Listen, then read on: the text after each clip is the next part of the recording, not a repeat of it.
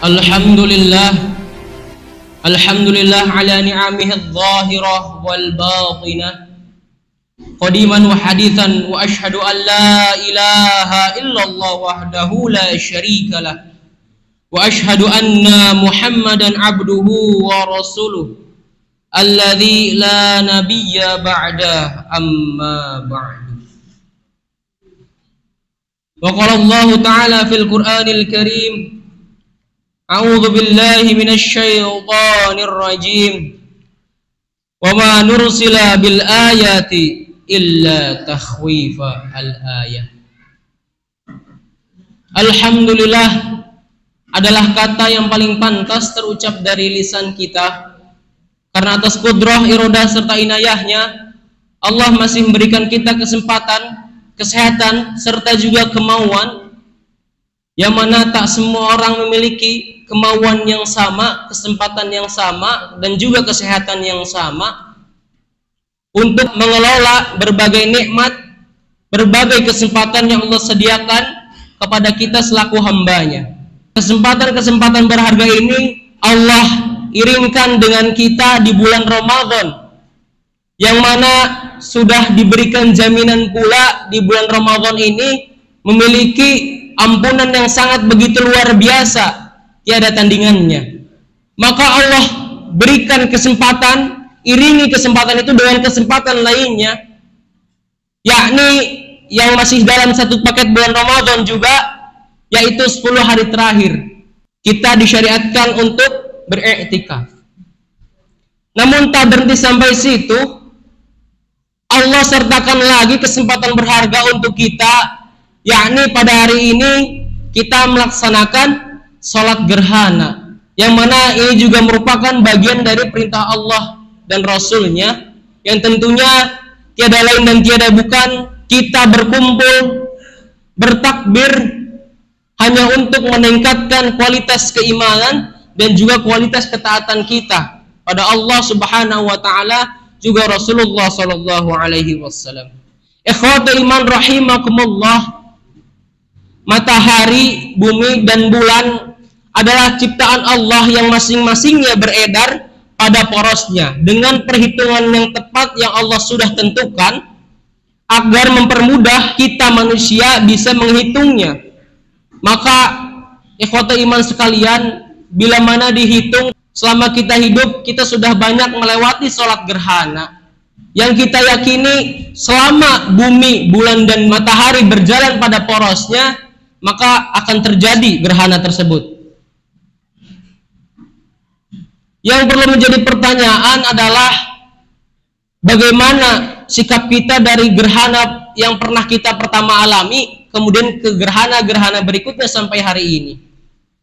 Apakah peristiwa ini akan hanya menjadi peristiwa alam semata, atau benar-benar kita yakini bahwasanya kejadian gerhana bulan ataupun matahari merupakan bagian dari kuasa-kuasa Allah, yang mana kalau dibayangkan secara kasat mata tentunya kita pun tak dapat menjangkaunya, baik matahari, bumi ataupun bulan, yang artinya besar sekali.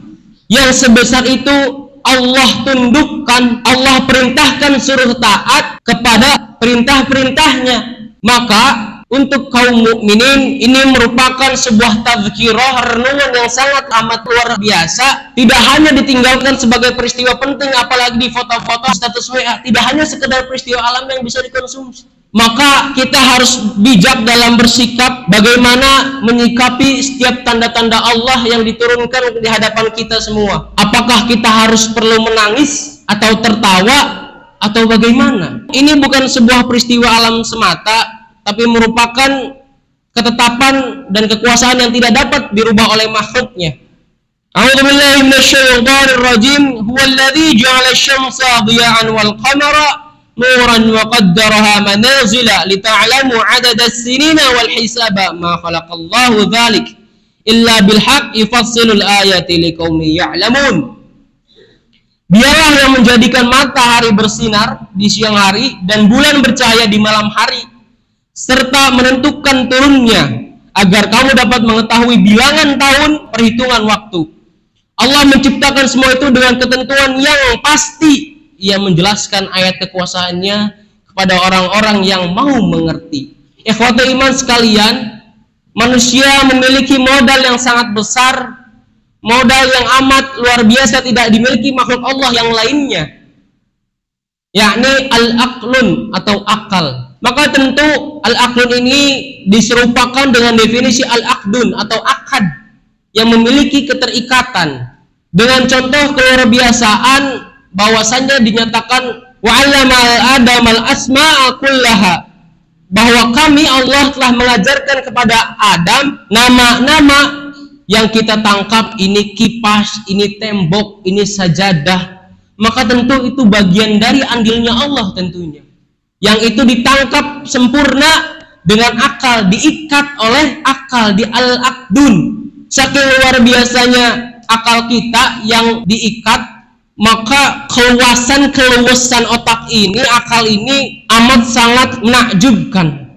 Apa yang dikeluarkan akan melebihi apa yang diterima. Sebagai contoh, ketika kita menangkap duren, baik dirasa ataupun diraba ataupun kita melihat, maka yang keluar dari otak dan aksi kita bisa menjadi flak duren, sup duren, es duren, yang masuknya padahal hanya duren. Begitu juga ketika ayam masuk, yang masuk hanya kata ayam, diolah dengan keluar biasaan, diikat, kemudian diolah oleh akal menjadi ayam bakar, ayam goreng, ayam cabai hijau. Semua ayam-ayam jenisnya keluar dari otak kita yang bersumber dari satu, asma'a kullaha. Al-asma berasal dari kata ismun yang berbentuk jamak, nama-nama, kullaha. Allah pertegas lagi, setiap detil-detilnya kami ajarkan kepada Adam. Penyebutan kepada Nabi Adam tentunya mewakilkan kepada kita juga selaku umat Nabi Muhammad SAW. Maka tentu ini menjadi bahan tafakur, tadabbur dan tadzakur kita untuk senantiasa meningkatkan kualitas keimanan. Apalagi munculnya ayat-ayat Allah dihadapkan di depan kita sekarang. Dengan pertama tadi kita sudah melakukan takbiran, yang mana itu merupakan bentuk aksi kita, pengakuan kita benar bahwa Allah itu adalah maha besar. Allahu Akbar.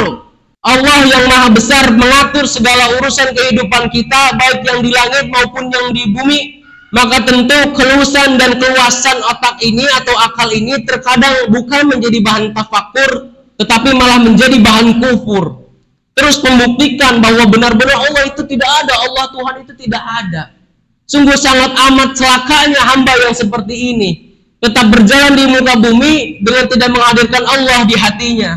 Maka sungguh ini merupakan contoh yang Allah ceritakan hamba-hamba yang tidak lolos akan ujian-ujiannya. Nabi SAW melaksanakan ibadah gerhana, yaitu ketika semasa hidupnya ketika gerhana matahari saja. Tetapi ketika berkhutbah dalam sholat gerhana, Nabi menyinggung-nyinggung juga gerhana bulan. Maka tentu ini bertanda bahwasannya tadi yang kami sebutkan, selama matahari, bumi dan bulan berjalan di porosnya, pada porosnya, maka selama itu pula akan terjadi gerhana. Maka mari benahi sikap dan pemahaman dan juga kesimpulan kita terhadap gerhana ini. Apakah peristiwa ini akan menjadikan kita lebih takwa, lebih takut akan kebesaran Allah, ataukah kita hanya menjadikan ini hanya peristiwa alam saja? Maka tentu ada 4 yang Rasul ajarkan kepada umatnya ketika gerhana itu tiba. Pertama yaitu fad'u wastaghfaru, berdoa dan beristighfar. Ini termasuk saatun ijabah. Terbayang oleh kita begitu banyak hadis-hadis yang menyatakan di bulan Ramadan ini merupakan bulan penuh ampunan, bulan yang tiada duanya, ampunan itu pasti dikabulkan. Terlebih lagi Allah kombokan, Allah lipat gandakan kesempatan berharga ini dengan beriringan. Ramadan juga kita masih dalam 10 hari terakhir, juga kita sedang melaksanakan sholat gerhana. Maka maha benar Allah dengan segala firman-Nya. Mari kita berdoa, beristighfar, meminta ampun kepada Allah agar kita diloloskan dari bulan Ramadan ini dengan bertambahnya keimanan dan ketakwaan kita kepada Allah Subhanahu wa taala. Yang kedua ialah bertakbir yang sama-sama kita tadi sudah lakukan, kemudian juga sholat gerhana, dan juga bersedekah. Kalau Rasulullah Shallallahu Alaihi Wasallam, unfik alaik, berinfaklah, maka nanti Allah akan kembalikan, maka Allah akan gantikan. Maka kalau dalam kaum kapitalis, kalau kita ingin kaya, maka simpanlah uangmu atau tabunglah uangmu. Maka tidak dengan Islam. Apabila ingin kaya, yaitu unfik alaik, berinfaklah, keluarkanlah hartamu, bagikanlah hartamu, maka Allah akan kembalikan, maka Allah akan gantikan. Maka tentu ini bukan dilihat dari kacamata duniawi, yang tentunya tidak akan pernah terukur dan tertakar bahwasanya benar-benar kita akan kaya bila mana kita bersedekah. Maka yang bergerak, maka yang berperan paling besar adalah keimanan, bahwa kita meyakini ketika kita bahwa unfik alaik, ketika kita mengeluarkan, maka Allah akan lipat gandakan apa yang kita keluarkan. Ada kisah-kisah bagaimana Rasulullah ketika melewati peristiwa gerhana ini. Dinyatakan dalam hadis riwayat Bukhari, ketika Rasulullah Shallallahu Alaihi Wasallam sedang ruku, di mana ruku dan sujudnya merupakan ruku dan sujud terlama selain sholat-sholat yang lainnya. Maka ruku dan sujudnya paling lama yaitu ketika sholat gerhana. Sahabat memperhatikan Rasulullah ketika ruku terkadang maju seperti yang ingin menggapai sesuatu, dan juga terkadang mundur seperti yang menghindar dari sesuatu. Tak berhenti di situ, ketika Rasulullah Shallallahu Alaihi Wasallam berdiri di podium mimbarnya, Rasulullah memajukan langkahnya seperti yang ingin menggapai sesuatu, dan juga memundurkan langkahnya seperti yang menghindar dari sesuatu. Maka Rasulullah Shallallahu Alaihi Wasallam bersabda, sesungguhnya saya melihat di tempat berdiriku ini segala sesuatu yang dijanjikan kepadaku, hingga saya lihat diri saya ingin memetik setandan kurma dari surga. Maka ketika itu kamu melihat aku maju. Rasulullah SAW ternyata pada saat itu, pada detik itu, Nabi diperlihatkan bagaimana indahnya surga, bagaimana keluar biasaan surga itu di hadapan matanya. Maka itu Rasulullah bersikap seperti yang ingin menggapai karena ada di hadapannya. Dan kulihat neraka jahanam, sebagiannya meruntuhkan sebagian yang lain. Ketika kamu lihat aku mundur, begitu juga neraka jahanam diperlihatkan oleh Allah Subhanahu wa Ta'ala kepada Nabi Muhammad ketika peristiwa gerhana, seperti yang menghindar dari sesuatu. Maka apa yang Nabi lihat, yakni ketika Amr bin Luhai menyeret ususnya, dan dialah orang yang pertama yang menelantarkan semua yang terlantar. Bahwasannya Amr bin Luhai, perlu diketahui, orang ini merupakan tokoh gegedug kaum musyrikin, seorang pencetus lahirnya Lata, Uzza, dan Manat. Kaum jahiliyah dulu bisa bertuhan kepada siapa saja, roti, pasir, dan lain sebagainya, tidak karuan, kacau balau. Pagi roti dibuat, siang roti disembah, malam rotinya dimakan. Maka Amr bin Luhai ini menghadirkan patung yang modern atau disebut berhala agar ibadahnya lebih khusyuk. Maka inilah yang Nabi lihat ketika di neraka jahanam. Amr bin Luhai sedang menyeret ususnya, organ tubuhnya semua keluar di neraka jahanam. Dari itu Nabi mundur. Maka Rasulullah SAW bersabda, wahai umat Muhammad, demi Allah, tidak ada seorang pun yang lebih pencemburu daripada Allah, melebihi kecemburuan seorang laki-laki ataupun wanita yang berzina. Wahai umat Muhammad, demi Allah, seandainya kamu mengetahui apa yang saya ketahui, niscaya kamu akan sedikit tertawa dan banyak menangis. Kemudian beliau memerintahkan mereka berlindung dari azab kubur. Maka tangisilah hari ini, detik ini. Begitu pantas jatah kita menghuni surga Firdaus dengan amalan yang sangat sedikit. Maka tentu gerhana ini, Ramadan ini, 10 hari terakhir ini menjadi kesempatan berharga, menjadi kesempatan emas untuk kita berubah. Kapan lagi? Sebegitu yakinkah kita akan diselamatkan oleh Allah dari azab kubur, azab neraka, azab yang menyiksa kita, nazza'atan lisyawa, menarik ubun-ubun kepala kita ditarik. Sebegitu merasa amankah kita di dunia? Maka ikhwatu iman rahimakumullah, tiada waktu lagi, hari ini, detik ini, yang Allah iring-iringkan semua kesempatan emas, semua kesempatan berharga yang tiada tandingannya, ganjarannya, ampunannya, dan lain sebagainya yang tiada tara.